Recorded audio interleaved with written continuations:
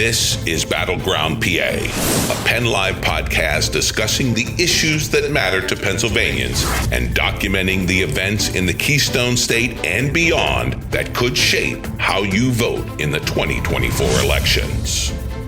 Well, hello and greetings to everyone. This is Joyce Davis. I'm PennLive's Outreach and Opinion Editor, and this is Battleground PA. We are absolutely delighted to have different people on the battleground today.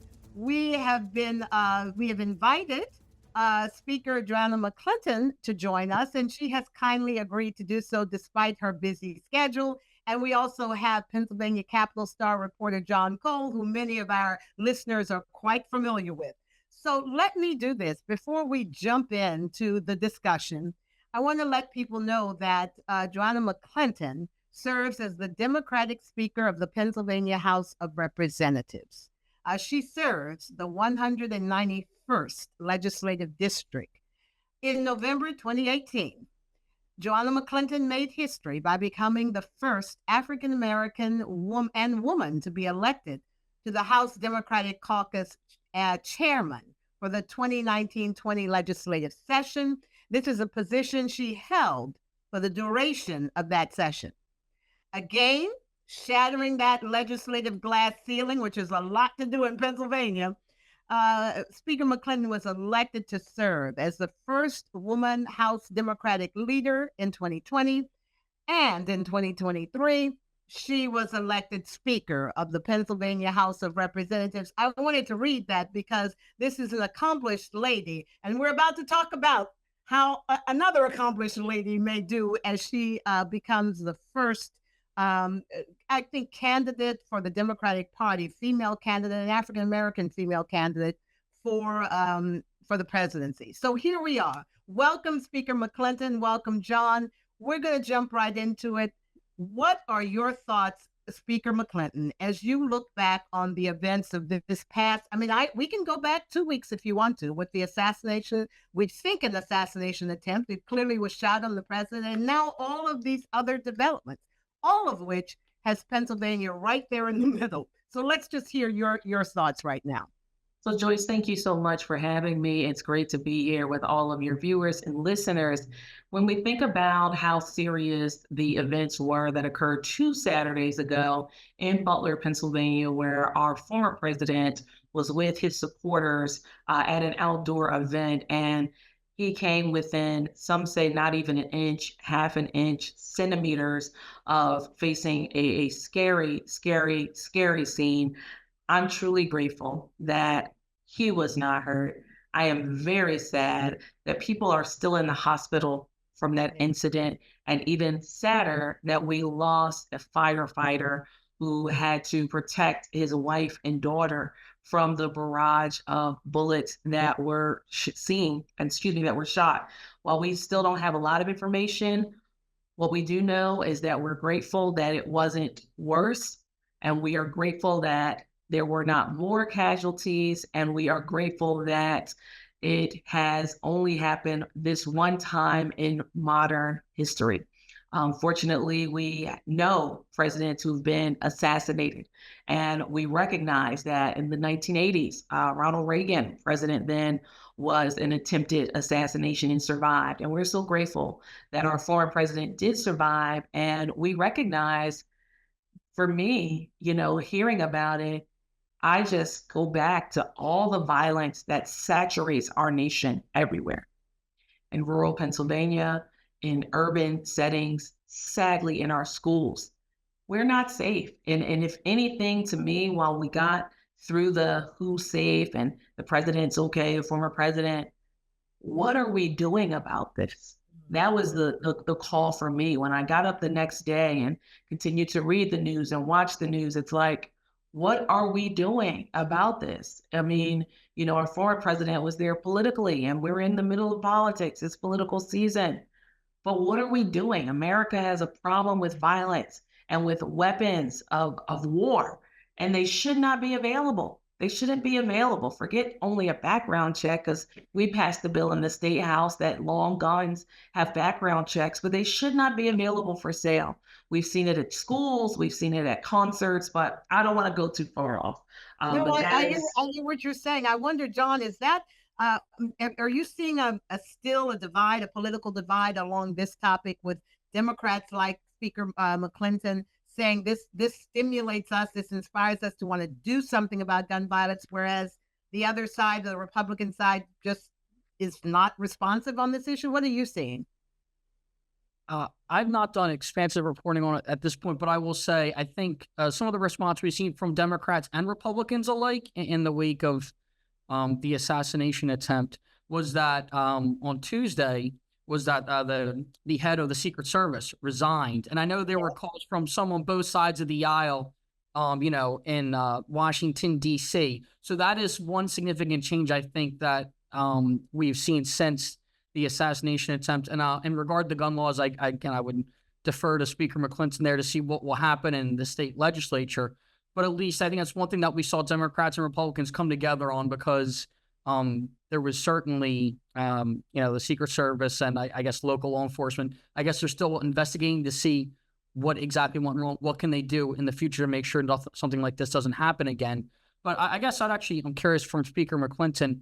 I know there was a hearing in the U.S. House, so not the state legislature, but since this happened in Pennsylvania, is there That's a good point. the state? I'm curious. Like, is there anything the state House, state Senate? Will there be hearings or anything of that nature? Just again, I know this was a federal, I guess, discussion, but since it happened in Pennsylvania, I'm curious there, Madam Speaker.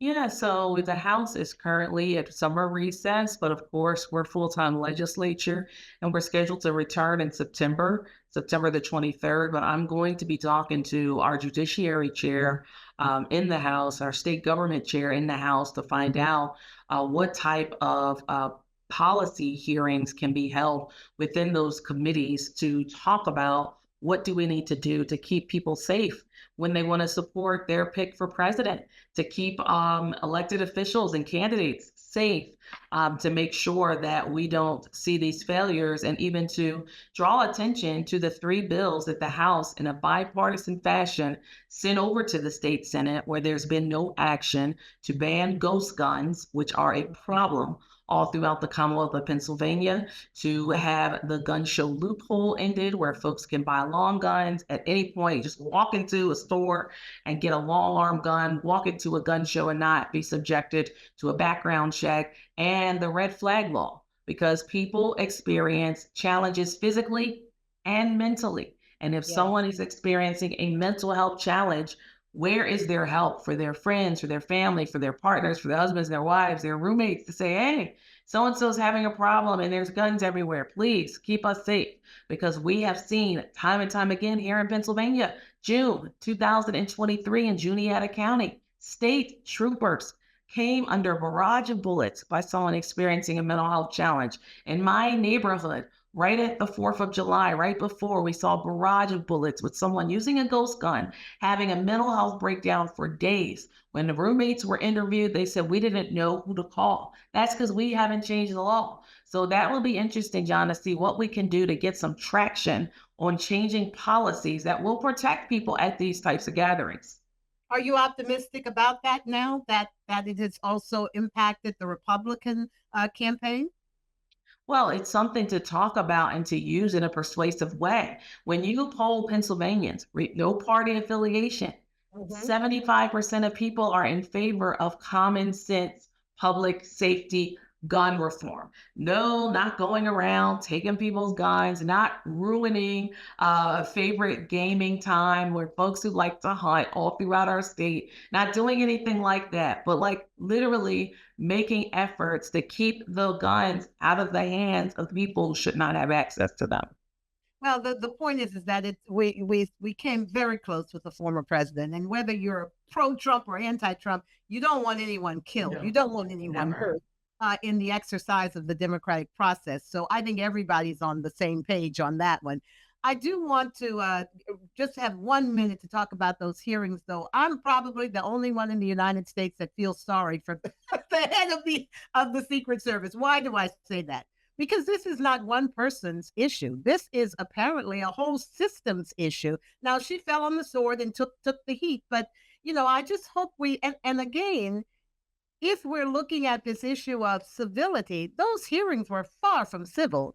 I mean, when are we elected officials, Speaker McClinton, going to demonstrate the proper behavior in public? I mean, there was cursing even from a Democrat. That's unacceptable. There has to be civility in our democratic processes. And there are certainly issues that you talk about, like gun violence, that bring about a barrage of emotions, stress, pressure to do something. And when the federal government is trying to find accountability at what could have been a very disastrous and tragic and horrific outcome. I don't even want to think about what could have happened and how bad it could have been. That's why I said I was so grateful that it was an attempt, that this person was not successful, and that this person by the Secret Service was killed on instant. But of course, there are many questions that we've got to get answered in terms of how did the person get on top of that building? Where were the local law enforcement? Where were the federal law enforcement? When you see footage on social media of people saying, hey, there's somebody there.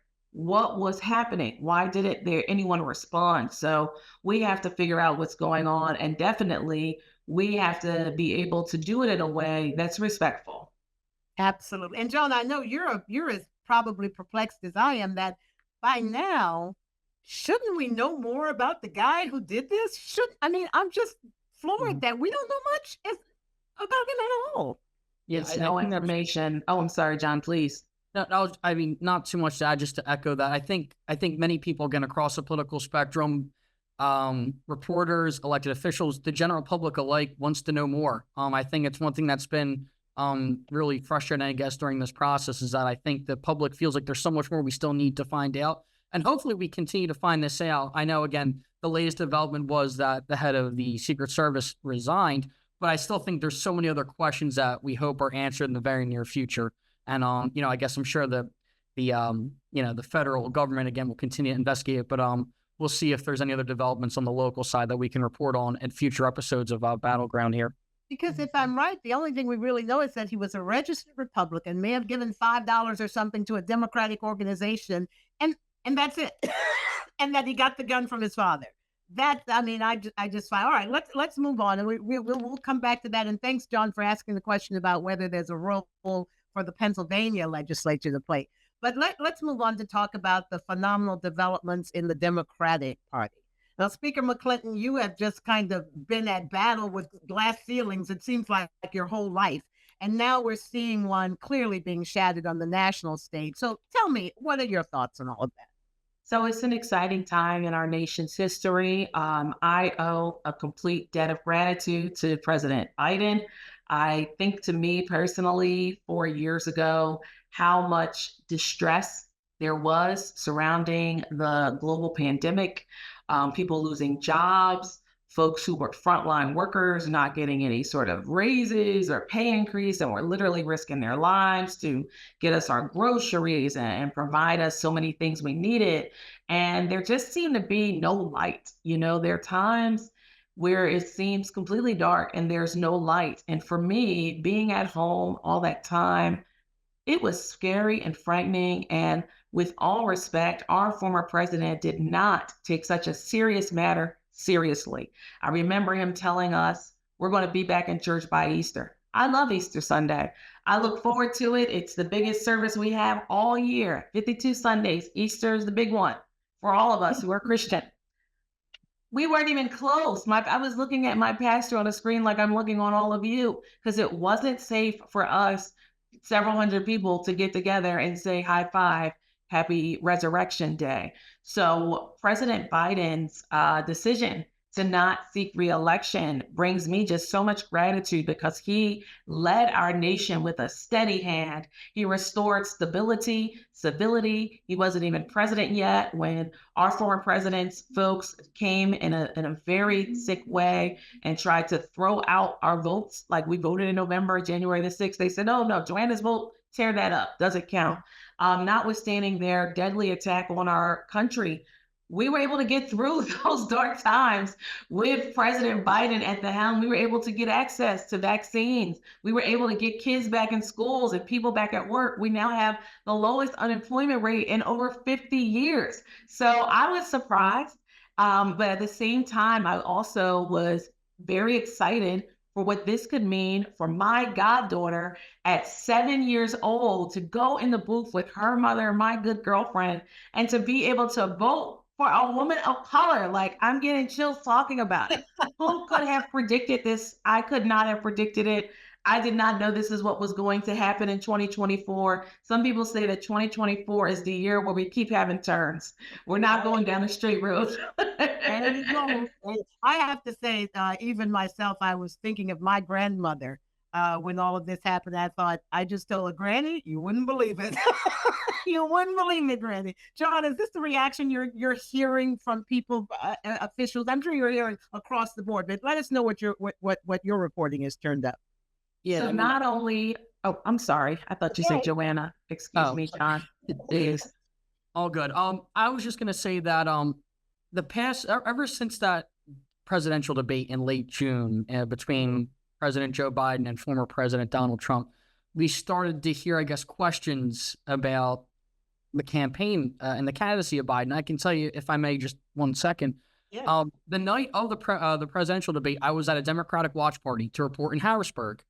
This was a Biden-Harris debate watch party. Governor Josh Shapiro was in attendance before to deliver a speech to kind of rally the troops, get everyone excited. Same with Lieutenant Governor Austin Davis. They left before the debate, but it was interesting to hear their thoughts ahead of time, and people were excited about the first presidential debate. But since things, I think everyone agrees, all the polling shows that Biden did not have a good debate, and the questions, of course, shortly thereafter happened to not, again, this wasn't just a media narrative. There were, before Biden decided to step down, there was 30-some Democrats in the U.S. House that called on him not to run, and a few U.S. senators. None in Pennsylvania's delegation. I just want to let our audience know, though. So it was none in PA, but beyond Pennsylvania. So I think, the development was, on Sunday, we heard whispers and rumors about it, but we didn't know if it would actually happen, to Speaker McClinton's point. You'd hear so much, but you didn't know when it would actually happen. I guess the question I think a lot of people will have is just, should President Biden it happened now, but would it, I'm sure there's Democrats wondering, because this is we're only just over 100 days away from the election. Correct me if I'm wrong, we're around that. It's got to be difficult to, launch a presidential campaign for Vice President Harris just in the midst of all this going on. It's not a lot of time. I understand. I think Vice President Harris is going to keep a lot of the campaign infrastructure that President Biden had. So I think that, I'm sure, would be helpful. But you do wonder, there's not a lot of time to the election, and I do wonder. But I will tell you, one of the things I'd love to hear the speaker's idea, one of the things that's out there is that this really also puts the Trump campaign in a little bit of a bind, because they spent all of that time at their convention focused on Biden. And even Trump has said it's time for a do-over. I need to be able to have that convention and attack the actual candidate. So I don't know what your thoughts are, Speaker McClinton. Did he wait too long to step down? So when I got the news, I was walking my brother's dog. And when I got in the house, the first person I saw was my mom. And I told her, and her reaction, just being a few years younger than the president, said, Joanna, when you're aging, things change every day. Things that were not a challenge can become a challenge overnight. She said, I pray he's all right and that he gets better, recovering from coronavirus. She said, but, I'm not surprised, because it is challenging. I can think back years ago, and she won't mind me saying this. I was saying, Mom, we got to go, we're late. She said, I'm 70 years old. You're going to give me as much time as I need to get ready. I said, okay, no problem. But I don't know what the president's challenges have been right before the debate. He came out, to your point, John, it wasn't a great performance. Many describe it as very poor. He didn't sound like himself. It seemed like he was sick. I thought he might have had COVID then, because I'm like, oh my gosh, he can hardly talk. So, things have changed, and we've been seeing him all the time. It's not like he's not been around. He's been in Pennsylvania nonstop. So I think must have been a reckoning with his colleagues from the Hill, hearing from so many of them where it was a tough decision, but I will salute him because it's very selfless. It's easy for someone who's defeated our 45th president to say, you know, I'm the savior of the universe. Only I can be the one to defeat him again. But it's very selfless of him to see the challenges he has, the road ahead, how many more times he has to come to Pennsylvania and everywhere else and say, you know what, I better focus on our American agenda for right now. And to be honest, as you've just mentioned, this is no ordinary job. I mean, there are lots of people in their 80s and past that continue to be CEOs and all of that. But this is a job that is probably the most excruciating in the entire world, from its demands, from the stamina that it requires, from the pressure, from the immediate. I mean, when I was hearing that he had to deal with Netanyahu, right? And tell him, well, if you attack Iran, you're by yourself. I mean, you have to have presence of thought and energy for that. And so I get it. This is no ordinary job. And so I think everyone is agreeing with McClinton and that, well, not everyone. Most people are saying a fond salute and seeing Biden as doing a selfless and patriotic act. Not that, again, not everybody, but most, right? Yeah. Well, let's do this. Let's now move into what John wants to talk about. And that is, we have a candidate. It looks like the Democrats have solidified around Kamala Harris. But Kamala Harris is looking for a VP. And John, tell us what you're worried about. I wouldn't say worried, but it's something that I think all Pennsylvanians would like to know what the process is, because as said, those who are following the latest developments of all the short lists that Vice President Harris currently has for her potential running mate, Governor Josh Shapiro is on many of these short lists. I know Speaker McClinton and other Pennsylvania Democrats have been, lobbying for Shapiro to join the ticket. It'll be interesting to see because Governor Shapiro has been asked about this at multiple press conferences this week. Of course, he's saying it's a personal decision for Vice President Harris to make, and he has faith that whatever decision she makes, she will make the right one. But it's interesting because he's not saying he wouldn't take the role. Again, I understand that all those on the short list have to be careful in the language in which they speak about it. But it's something that I think all Pennsylvanians would like to know is the governor of Pennsylvania going to be joining this ticket? And if he does, what kind of impact does that have on the day-to-day government in Pennsylvania? And if, this is looking down the line, but if he joined the ticket and he won, I think there would be those who would wonder who would be the next governor. So I guess that's where we could let Speaker McClinton go in and kind of explain and flesh some of that out.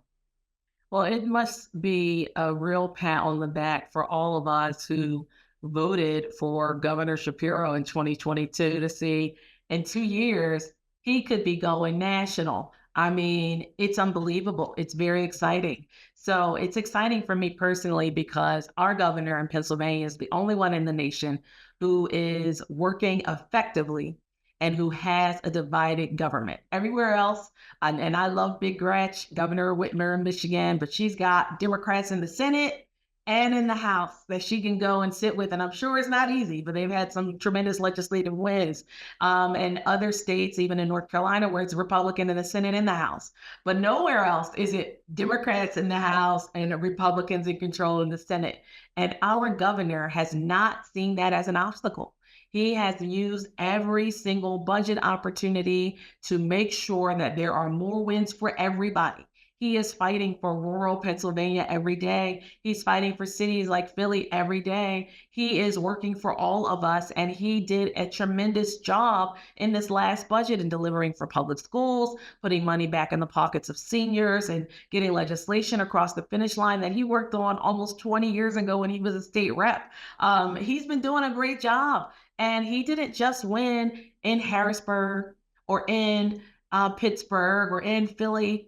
Our governor won everywhere, and it's his third time winning across the state. So I'm just flattered and excited. And I know that the way our governor is in terms of personality type, he's focused on electing Kamala Harris. He is not, reading the headline saying what's next in line for me. He is focused on November the 5th, no matter what, we're electing Kamala Harris. He's not, got his hand up in the corner because he's a worker.